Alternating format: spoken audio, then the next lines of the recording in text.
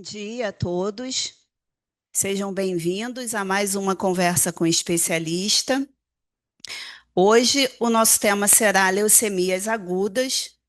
E para conduzir essa conversa, eu convido a doutora Laura de Aguiar Guimarães, hematologista do Hemorrio, do Grupo de Hematologia e Transplante de Niterói e do Ambulatório Médico de Especialidades. Sou hematologista aqui do Hemorrio e hoje a gente vai conversar um pouco sobre leucemias agudas, do diagnóstico ao cuidado integral. Então, por que falar de leucemias agudas, né? Se é um tema tão específico dos hematologistas, qual a importância da gente falar disso? O diagnóstico mais específico e o tratamento, geralmente quem conduz são realmente os hematologistas, mas todo médico generalista, todo médico que trabalha em emergência, tem obrigação de saber pensar, ou pelo menos quando suspeitar de leucemia, porque o reconhecimento rápido vai ajudar esse paciente a começar a fazer o diagnóstico e, consequentemente, começar o tratamento mais precocemente. E em leucemia aguda, tempo é vida, né? Então, são doenças graves em que a gente não pode perder muito tempo. E como é que a gente define leucemias agudas? É uma proliferação clonal de células hematopoéticas progenitoras imaturas, que a gente chama de blastos. Eu vou mostrar mais na frente numa figura. Essas células doentes, que são os blastos, infiltram a medula óssea, que é a fábrica das nossas células do sangue, né? Podem infiltrar o sangue propriamente dito e ou outros órgãos e tecidos. Com isso, vai ter uma inibição da hematopoiese fisiológica, ou seja, da produção normal das células do sangue. É, a gente tem uma subdivisão, porque essas células podem ser, esses blastos podem ser da linhagem mieloide ou linfóide. E a gente classifica ainda essas leucemias. Antigamente, essa classificação era baseada basicamente na morfologia, no formato das células, né, nas características que a gente via nessas células, quando a gente olha lá no microscópio. Mas isso mudou e recentemente a classificação mais atual usa as características moleculares e genéticas da doença. Então, aqui uma figura mostrando a hematopoiese normal em seres humanos, né? Tudo começa com uma célula indiferenciada pluripotente, ou stem cell. Essa célula única vai ser diferenciada numa célula indiferenciada mieloide ou linfóide, e a partir disso a gente vai ter a produção do mieloblasto e do linfoblasto, né? Começa aí já essa divisão da linhagem mieloide, da linhagem linfóide, e o problema está exatamente ali onde eu circulei. Vai ter uma parada da maturação, exatamente nesse estágio aí da hematopoiese. Esses blastos, né, tanto o mieloblasto quanto o linfoblasto, que são células doentes e disfuncionais, vão se acumular na medula, no sangue ou em outros órgãos e tecidos. E as células saudáveis ou funcionais, né, que vêm depois de todo esse processo, não vão ser produzidas. Então, essa medula óssea não vai funcionar tanto por infiltração dessas células doentes, quanto por falta de produção das células saudáveis. Em relação à classificação, não é muito foco falar aqui de detalhes da classificação, né? A gente vê que tem várias subdivisões, mas de forma mais prática, a gente tem basicamente dois consensos para classificar. Primeiro a LMA, a gente tem o consenso da Organização Mundial da Saúde, que diz que qualquer doença que tenha essas alterações genéticas pré-determinadas e pré-estabelecidas, a gente pode chamar de leucemia mieloide aguda, independente da contagem da porcentagem de blastos naquela medula ou no sangue. Já para a classificação do consenso internacional, a gente precisa de pelo menos 10% de blastos, mesmo que a gente tenha essas alterações genéticas. E aí, os outros tipos de leucemia que não forem caracterizados por essas alterações, a gente vai ter que ter uma contagem de blasto maior do que 20%, no caso da Organização Mundial da Saúde, ou a gente vai chamar de SMD barra LMA em adultos, se a gente tiver uma contagem entre 10 a 19% de blastos. Em relação a LLA, a gente também tem uma característica baseada nas informações genéticas dessa doença. Cada uma delas vai ter um risco diferente, né, um favorável ou desfavorável. E dentro das LLAs, a gente ainda tem uma outra subclassificação, porque os linfoblastos podem ser de linhagem B ou de linhagem T. A maioria das LLAs vai ser de linhagem B, e uma pequena minoria vai ser de células T, que tem um prognóstico um pouco pior. Falando um pouco de dados de epidemiologia, então, a gente tem uma incidência de 3 a 4 casos por 100 mil habitantes por ano, sendo que a gente tem uma diferença grande nos picos etários. A LMA é mais uma doença de adultos, idosos, e a LLA é uma doença mais prevalente em crianças. Ela corresponde a 25% de todos os cânceres pediátricos. A LLA a gente vai ter 3 a 4 casos por 100 mil habitantes, por 100 mil ano em crianças, e um por 100 mil em adultos, né? Tem uma diferença considerável. A LMA é responsável por 90% das leucemias agudas em adultos, e a gente teve 20.380 novos casos e 11.310 óbitos nos Estados Unidos em 2023. Então, se a gente entende a fisiopatologia, né, como eu mostrei naquela figura da hematopoiesis, a gente consegue entender o que que esse paciente vai apresentar de manifestação e de sintoma clínico. Então, sempre que eu vou dizer para um paciente que ele tem diagnóstico de leucemia aguda, eu começo dizendo, olha, a medula óssea é a fábrica das nossas células do sangue, ela é responsável por produzir nossos glóbulos vermelhos, nossos glóbulos brancos, que são os nossos leucócitos, nossas células de defesa, e as nossas plaquetas, que têm a função de estancar sangramentos no nosso corpo. Então, se essa fábrica está infiltrada por células doentes e não funcionais, essas células se acumulam, né, naquele espaço e essa medula vai ser impedida de produzir as células saudáveis, a gente não vai ter produção de glóbulo vermelho, então esse paciente vai ter sintomas de anemia, fadiga, cansaço, palidez, cefaleia. Se a gente não tem produção de glóbulos brancos, o paciente vai ter neutropenia, com predisposição a infecções, pode ser febre recorrente, e predisposição a sangramentos, porque a gente não vai ter a formação de plaquetas, né? Isso vai se manifestar como uma trombocitopenia ou plaquetopenia. Outros sintomas que o paciente pode ter são dor óssea, até pela proliferação dessas células doentes, aumento de fígado e baço, hepatosplenomegalia, sarcoma granulocítico, que nada mais é do que a infiltração dos blastos em outros órgãos ou tecidos, como eu tinha falado, hipertrofia gengival, como a gente vê nessa primeira figura, e equimoses, na segunda figura.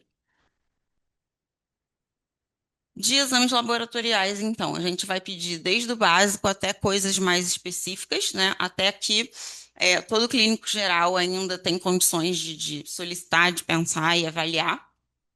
Então, no hemograma, a gente vai ver as citopenias, né? Anemia, leucopenia, trombocitopenia ou leucocitose. Mas ainda que ele tenha leucocitose, essas células não são funcionais, é importante lembrar.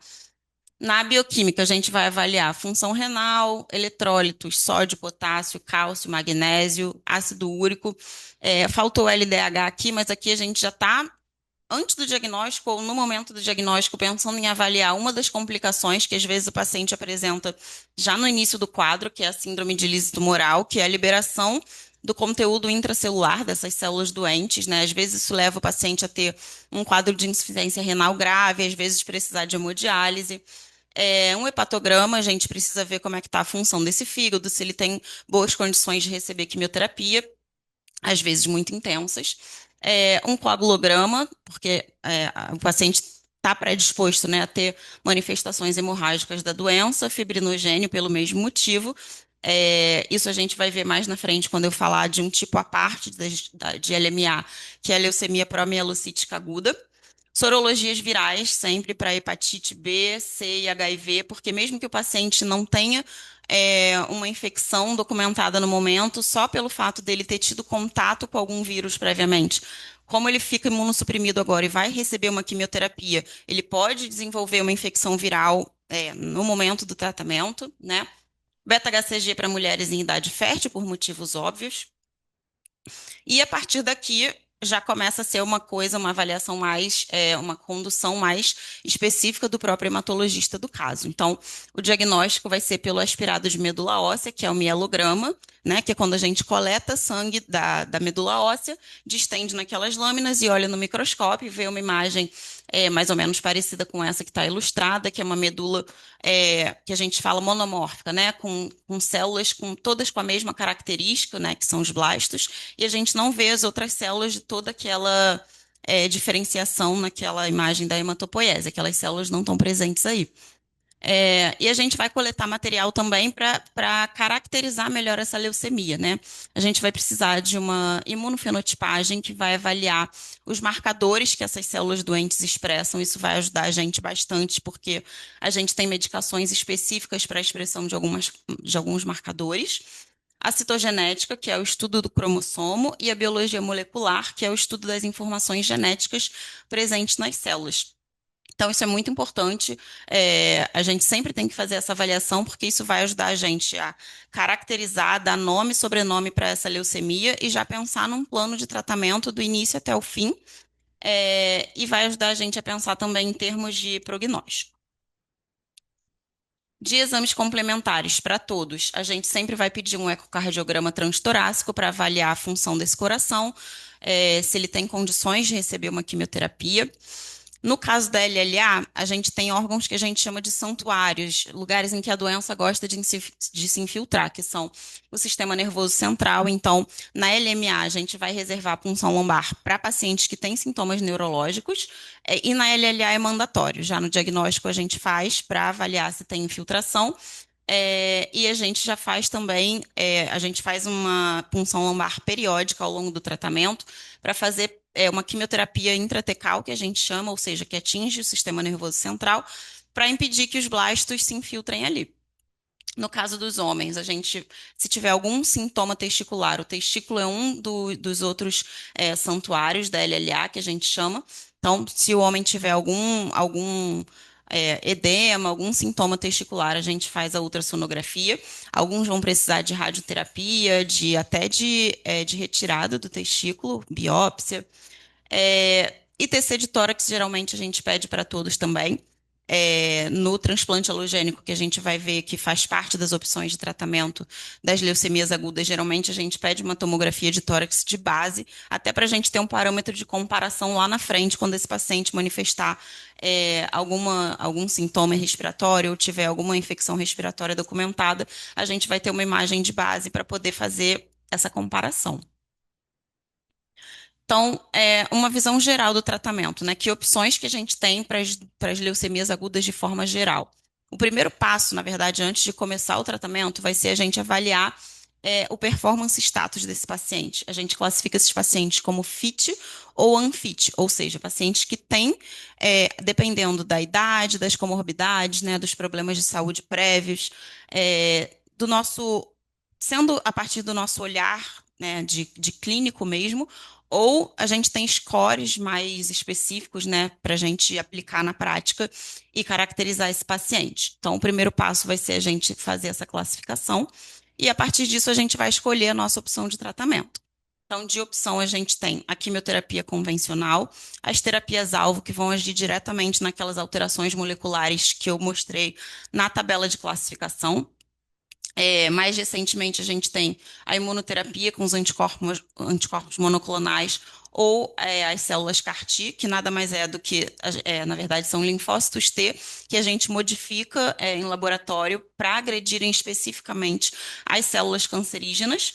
E o transplante de células-tronco, no caso das leucemias agudas, geralmente a maioria delas, quase todas, vai ser o transplante halogênico, ou seja, de um doador para o outro, em que a gente coleta medula óssea, células saudáveis, de um doador compatível, faz uma quimioterapia de forte intensidade, na maioria dos casos, no paciente, e depois, para essa medula óssea se regenerar, porque a gente vai induzir uma aplasia com essa quimioterapia, ou seja, a gente vai induzir que essa medula doente pare de funcionar, e a gente vai fazer com que ela volte a funcionar, doando células medula óssea saudável, né, do doador que foi escolhido antes disso.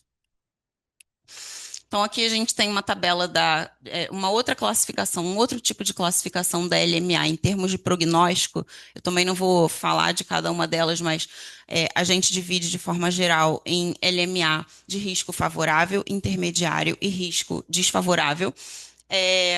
E isso vai também guiar o nosso plano, né? Geralmente, quando um paciente de leucemia aguda chega e a gente faz essas classificações, a gente já pensa, esse paciente vai fazer uma quimioterapia seguida de uma consolidação ou seguida de um transplante, ou esse paciente, enfim, vai ter outro caminho, mas a gente só consegue traçar esse caminho com essas características. Então, a gente tem um esquema, a primeira fase do tratamento na LMA, a gente chama de indução, com um protocolo ou esquema 7+3, que é composto de citarabina e uma antraciclina, que pode ser daunorubicina ou idarubicina. Por muito tempo, esse era o único tratamento disponível com intenção curativa para LMA. Mais recentemente, entre 2017 e 2024, mais precisamente, a gente teve o surgimento de pelo menos 11 novos agentes, 11 novas drogas para ajudar nesse tratamento, que são essas que estão citadas aqui na tabela. A gente tem muitas drogas-alvo, como eu falei no slide anterior, que vão agir diretamente nessas mutações que o paciente expressa. Então, se esse paciente for fit, a gente faz um esquema de indução. O segundo momento vai ser uma terapia de consolidação com uma dose alta de citrabina, que cada paciente vai ter a sua dose preconizada entre 1 e 3 gramas por metro quadrado, isso geralmente no paciente de risco favorável. E esses pacientes vão seguir com transplante halogênico no caso dos pacientes de risco intermediário e risco desfavorável. E a gente tem os pacientes unfit, né, que são aqueles que a gente julga que não têm performance status, ou são pacientes de mais idade, ou têm comorbidades importantes, doença cardíaca, doença hepática, doença renal, e que não vão tolerar quimioterapias mais intensas, né? Então, a gente tem hoje em dia alguns protocolos que ainda têm a intenção curativa desse paciente, mas sem causar tantos efeitos colaterais como os tratamentos mais intensivos. A gente tem o protocolo Viale-A, que é composto de venetoclax com azacitidina, que é um hipometilante. A gente tem o Viale-C também disponível, que é o venetoclax em combinação com citarabina em baixas doses, que a gente chama de low dose ARA-C. A gente pode usar os hipometilantes puros, ou seja, só azacitidina sem o venetoclax, naqueles pacientes em que a gente já sabe que, mesmo fazendo o veneto, né, que vai causar neutropenia, pode aumentar a incidência de neutropenia febril, se a gente acha que esse paciente já não é tão fit assim, a gente já vai começar a pisar no freio. E para os pacientes que a gente não tem a intenção de curar, mas tem a intenção só de fazer controle da doença, controlar a proliferação de blastos, das células, né, no sangue, a gente vai fazer só a citarabina em baixa dose, ou muitas vezes a hidroxiureia, que é somente que tem só a intenção de citorreduzir as células desse paciente. E quando a gente julgar que esse paciente não tem condição de receber nenhum tipo de tratamento específico para a leucemia, a gente vai fazer um tratamento de paliação ou de suporte. Na LLA, o nosso caminho é um pouquinho diferente. A primeira coisa que a gente tem que entender é se esse paciente tem uma mutação chamada BCR-ABL, que é a translocação do cromossomo 922, porque a gente tem inibidores específicos dessa mutação. Então, em primeiro lugar, se o paciente for Filadélfia negativo, a gente tende a fazer múltiplos blocos de quimioterapia ou um rituximab, que é um anti-CD20, né, que é uma característica que a gente vê naquela coleta de imunofenotipagem, quando a gente faz o aspirado da medula. No caso dos adolescentes e adultos jovens, a gente tende a usar protocolos pediátricos, porque a gente já viu que para adultos esses protocolos costumam ser mais tóxicos, trazer mais efeitos colaterais. Esses protocolos contêm basicamente, a gente tem várias opções, mas basicamente todos eles têm altas doses de corticoide, de asparaginase e de vincristina. E para os adultos não tão jovens e mais idosos, a gente tende a usar uma quimioterapia combinada também, e o protocolo mais comum é esse que a gente chama de hipercevade, que são blocos alternando doses de ciclofosfamida, vincristina, doxorubicina e dexametasona em alternância com metotrexato em altas doses e citarabina, com intenção também de proteger o sistema nervoso central. Se esse paciente for Filadélfia positivo, ou seja, tiver a mutação BCR-ABL, a gente vai fazer esses múltiplos blocos de quimioterapia, mas a gente vai combinar inibidores específicos, que são os inibidores de tirosina quinase, que a gente chama de TKIs, e que a gente vai ter os de primeira, segunda e terceira geração. Então, um conceito que eu não falei ainda, mas que nesse momento de tratamento é importante, é a doença residual mínima. O que é isso? Quando a gente faz a quimioterapia, começa o tratamento do paciente, a gente logo depois avalia como é que foi a resposta dele, né? A gente colhe novamente aquele material para imunofenotipagem, olha no microscópio a porcentagem de blasto, mas a gente coleta material para essa técnica, que é a doença residual mínima, que geralmente, por citometria de fluxo, a gente consegue quantificar células doentes que ainda permaneceram na medula ou no sangue que não são visíveis a olho nu. A gente não consegue avaliar isso só pelo microscópio. E hoje em dia, quando o paciente tem doença residual mínima positiva, a gente já tem também drogas específicas para isso, como o blinatumomab, que eu vou mostrar mais na frente, que é um anticorpo biespecífico anti-CD3 e anti-CD19. A gente também tem o transplante halogênico, como no caso da LMA, mas com indicações diferentes. Para adolescentes e adultos jovens, a gente vai fazer para aqueles que têm doença de alto risco ou essa DRM positiva. E para os adultos mais velhos, a gente vai fazer nas recaídas, e aqueles que têm primeira remissão completa com DRM negativa. Hoje em dia, isso é discutível, a gente vai avaliar caso a caso. E no tratamento da doença recaída, a gente tem também esses novos agentes, como o blinatumomab, como eu falei, o inotuzumab, que é um anticorpo conjugado anti-CD22 para as LLAs B recaídas e refratárias, e a gente tem o Carticel também, que vai ser anti-CD19 específico, que são aqueles linfócitos T que a gente modifica em laboratório para agredirem as células doentes. É, E para todos eles, a gente tem o tratamento de suporte, independente do tipo de leucemia aguda, né? Quase 100% dos pacientes vão precisar de transfundir hemocomponentes, sangue, plaqueta, crio precipitado. É, a gente sempre faz junto tanto as profilaxias, prevenções ou tratamento de infecções, já que esse paciente vai ter uma neutropenia crônica e vai estar sempre suscetível à infecção, seja bacteriana, viral e fúngica, geralmente na indução, naquele primeiro momento do tratamento, né, que é quando o paciente geralmente está mais suscetível, a gente vai fazer junto com a quimioterapia essas drogas em doses profiláticas para prevenir que ele venha desenvolver essas infecções. É, a odontologia sempre tem que estar junto com a gente, porque esses pacientes vão desenvolver agressão das mucosas, né, da mucosa oral, da mucosa do trato gastrointestinal. É importante que seja feito laser terapia em conjunto, tanto como também profilaxia, quanto terapêutica na quimioterapia. Nenhum paciente vai a transplante halogênico sem passar por uma avaliação pelo odonto, né? Às vezes ele precisa fazer algum procedimento que não pode deixar para ser feito depois do transplante.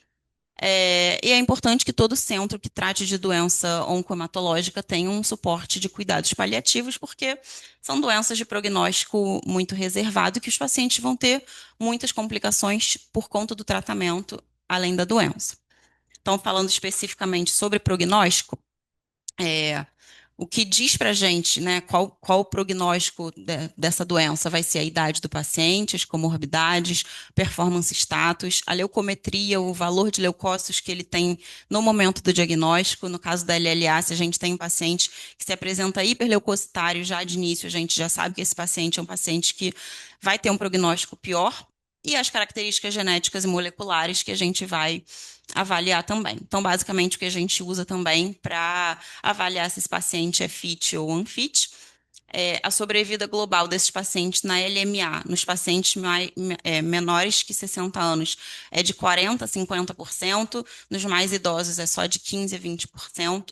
No caso das LLAs, como ela tem um pico etário em crianças, ela tem, os pacientes dessa faixa etária têm uma sobrevida global muito melhor e muito maior. Os adultos mais jovens e idosos vão ter mais efeitos colaterais, vão ter mais toxicidade por conta do tratamento. E no caso da LPA, que é aquele tipo à parte de LMA que eu ainda vou falar, a gente tem uma sobrevida global também bem maior, entre 80% a 90%. Então, falando agora sobre essa leucemia, não dá para a gente falar de leucemias agudas LMA sem falar de LPA, que é a leucemia promielocítica aguda. Ela tem diagnóstico, tratamento e prognóstico completamente à parte das outras leucemias agudas. É uma forma distinta, então, de LMA, que se caracteriza pela fusão dos genes PML e RARA a partir da translocação 1517. corresponde a 7 a 8% das LMAs em adultos, e a gente tem uma parada da diferenciação mieloide nos promielócitos, que está um pouco abaixo da produção dos blastos, né? Então, vai ter acúmulo dessas células, desses promielócitos, que são ricos em grânulos, que expressam um fator tecidual e são procoagulantes, além de substâncias fibrinolíticas. Então, essa doença se caracteriza por um quadro de predisposição a uma coagulopatia grave, que pode se manifestar tanto por quadros trombóticos ou hemorrágicos. É, então, por isso que eu dei destaque para essa doença quando eu falei qual era a importância, enfim, da equipe multi, do médico generalista, do médico que trabalha em emergência, saber pensar em leucemia aguda. Todo mundo tem que saber, todo médico tem que saber pensar, suspeitar de LPA. Coagulação vascular, coagulação intravascular disseminada é a principal causa de morte nesses pacientes, por conta dessa predisposição a essa coagulopatia. E o tratamento também é totalmente diferente, é com uma droga chamada ácido transretinóico, que é o ATRA, que se liga ao receptor RARA e induz a diferenciação, a continuidade da diferenciação das células doentes, os promielócitos nesse caso, e o trióxido de arsênio, que degrada essa proteína PML rara. Então, na LPA suspeita, pensou em LPA, é igual a iniciar a atra imediatamente de urgência, inclusive de preferência com supervisão da primeira tomada desse paciente, porque isso impacta muito na sobrevida e no prognóstico. Então, é uma doença muito grave, né? O risco é maior durante essa fase inicial em que o paciente tem predisposição a fazer uma coagulação intravascular disseminada, mas a boa notícia é que hoje em dia, com essas drogas novas, a gente consegue corrigir os bloqueios da diferenciação e acabou sendo a leucemia agora com maior taxa de cura. Então, o paciente que consegue passar dessa fase de evento hemorrágico grave, muitos fazem hemorragia, sangramento em sistema nervoso central. Se eles conseguem passar dessa fase, fazer o tratamento e chegar mais adiante, a gente sabe que eles vão ter maiores taxas de cura. E eu trouxe aqui um caso clínico para ilustrar, para vocês verem como essa doença pode ser devastadora mesmo, né? Eu estava no meu plantão, numa unidade de transplante, no hospital privado. Era uma noite de segunda para terça-feira. Por volta das 5:30 da manhã, a médica da emergência me liga falando: olha, tem um paciente que vai subir aí para a unidade de transplante. Eu acho que esse paciente vai ser hematológico. Ele tem plaqueta baixa, tem uma leucocitose e está sangrando. Eram 5:30 da manhã, eu esperei um pouquinho, fui ver o paciente umas 6 e pouquinho da manhã. Chegando lá, era um homem forte, novo, de seus 40 e poucos anos, casado, estava com a esposa, e a história dele, ele conta, isso era manhã de terça-feira já, ele fala: doutor, eu fui para Porto de Galinhas na quarta-feira passada, com a minha mulher e as minhas filhas, estou vindo direto do aeroporto, não fui nem em casa, deixei minhas filhas em casa e vim para cá. E eu comecei na quarta-feira, quando eu fui viajar, com um quadro de febre todo dia, cansaço, estou me sentindo prostrado, e comecei a ter umas manchas pelo corpo. E nesse momento do exame físico, ele já tinha um hematoma extenso no joelho. E quando eu fui ver os exames laboratoriais, ele tinha uma leucocitose de 60 mil, uma anemia com uma hemoglobina em torno de 8, plaqueta 50 e poucos mil.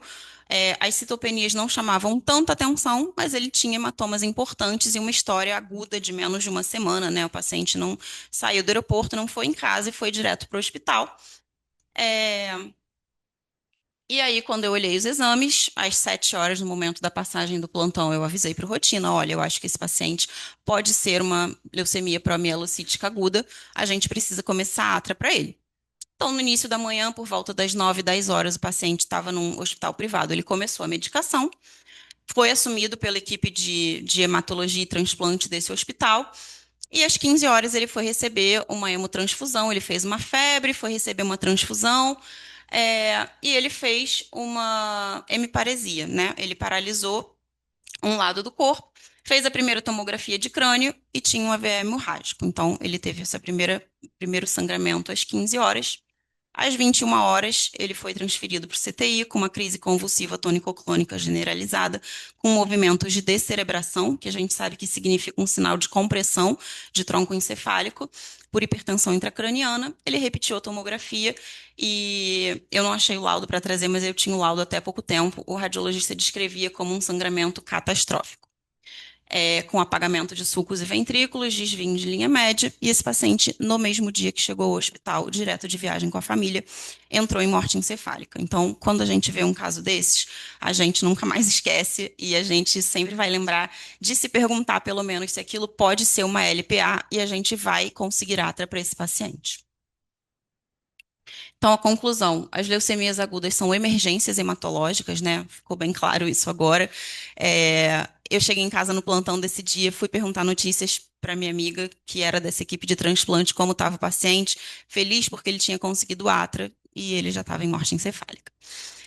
Então, a gente precisa pensar para fazer um diagnóstico rápido e um tratamento imediato, porque isso salva vidas. Talvez se esse paciente tivesse começado o atra alguns dias antes, ele teria sobrevivido, né? Não dá para saber. E ficou claro, né, que é impossível a gente manejar leucemia aguda, tratar de doença oncohematológica sem uma equipe multidisciplinar, né? A gente tem internações longas, a vida desses pacientes muda do dia para a noite, paciente previamente rígido, sem nenhum problema de saúde, enfim, com uma rotina, com um emprego, um trabalho, às vezes o paciente é o provedor dessa família, né? Essa família vai ficar sem renda da noite para o dia. A estrutura familiar vai mudar completamente, né? O paciente vem de mudança para o hospital, vem com a esposa ou com o marido, quem vai cuidar desses filhos em casa? As coisas mais simples que a gente não pensa, mas outro dia eu internei uma paciente pela emergência e ela falou, doutor, eu não posso, quem vai cuidar da minha cachorra? Quem vai dar comida para minha cachorra? Eu preciso ajustar pelo menos isso. Então, o médico hematologista é responsável por fazer o diagnóstico e o tratamento, a enfermagem vai prestar assistência contínua, o serviço social vai dar esse suporte socioeconômico. Aqui a gente tem um serviço social muito presente, que ajuda muito e que a gente está sempre precisando contar também. Para as coisas mais simples, né? Paciente internado há 3 meses, doutor, eu não uso mais meu carro, eu preciso vender, eu preciso providenciar um documento. O apoio emocional para a psicologia. Imagina uma família como a desse paciente que voltou de viagem e o paciente morreu no mesmo dia, né? As filhas crianças que ficaram em casa não conseguiram se despedir. A nutrição para a gente fazer a adequação da dieta, né? O paciente pode precisar de dieta interal, parenteral. E a fisioterapia, fono também, faltou citar, para a reabilitação desses pacientes. Então, é impossível a gente manejar leucemias agudas sem todo o cuidado e assistência dessa equipe multi. Obrigada, gente. Eram essas mensagens que eu tinha para passar.